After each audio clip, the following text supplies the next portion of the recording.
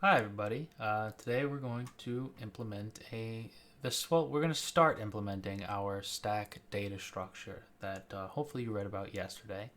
All right, now a quick note on stacks. So this should have said 511, but I'm sure you guys did it anyway. A quick note on stacks is they are a pretty important data structure in programming and just in logic in general.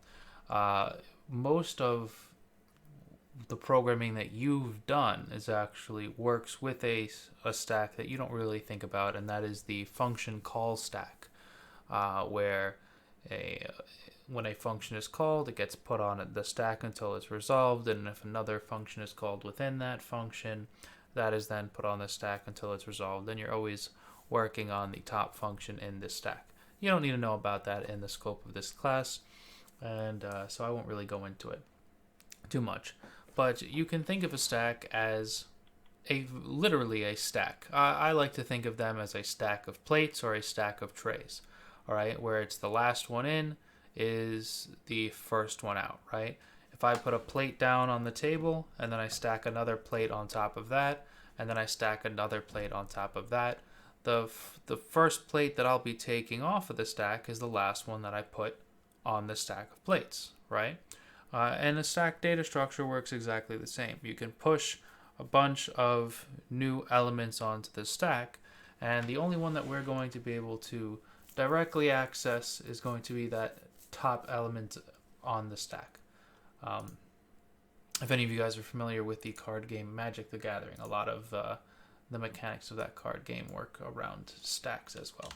All right, so what we're going to do is we're going to create a file called stack.java. In this file, I'll make a public class stack. Oh, no, not Stack Overflow error. Oops. All right. And it says here that we can implement a stack data structure with an array or a linked list. We're going to implement it with a linked list. All right. So in order to do that, we will need to have nodes again. You can just copy and paste your node class from the previous assignments, but if you don't want to, I'll just type it out real quick here. We'll have private class node that has private int value, private node next, and we'll have a constructor that accepts a value for the node that says value v is equal to value is equal to v and next is equal to null. All right. Now, our stack has the following member variables. These are the two things that we'll need to take note of. The top element in the stack, which we'll just call node top, and we can call this private node top, and the size of the stack, i.e. how many elements are currently in the stack. Something that we can keep track of. Okay.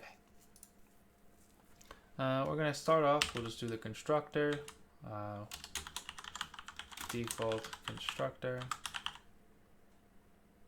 Alright. Public stack. We'll set the top equal to null and size equal to 0. Alright, and let's get a few member functions in there. You know, we'll take this slow. We won't do too much today. We'll split it between today and tomorrow, but we'll get some things down. So the first member function I want to do is public boolean is empty.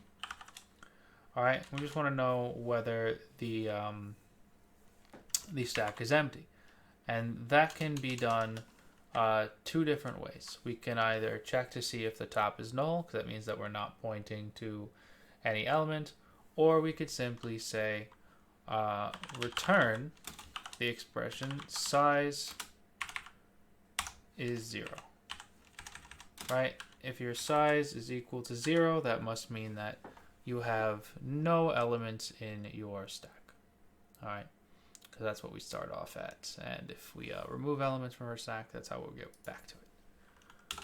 All right. We could also have a public int size method that returns how many elements are in my stack. All right.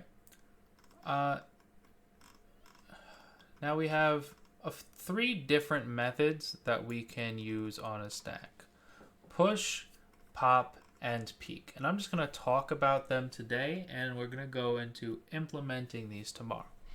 All right. So the push method, all right, this is the method that you use to put an element onto the stack.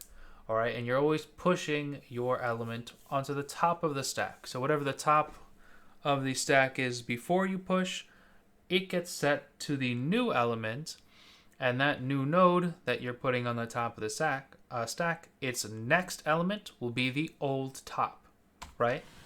So if I had 3 plates and I want to put another plate on the stack, that's considered a push operation.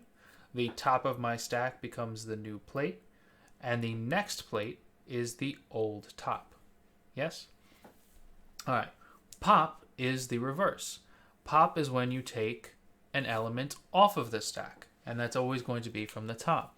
So if you use a pop operation, that takes the top element out of the stack and then sets top to the next element in the stack order. All right, which would have been the second most recently entered element. All right, and then the last method is peek, and it's very simple. It just says, hey, check out to see what the value is of the first element in my stack, the top element in my stack. You don't have to change the stack in any way. I just want to know what's my top value. Okay? And so we're going to implement those tomorrow, but that's just a quick explanation of what those things are. So you can sort of get to thinking how we do this. All right, everybody. There's a quick video. Hopefully you were able to do this pretty easily. And yeah, we'll continue this tomorrow. Have a great day, everyone. Bye.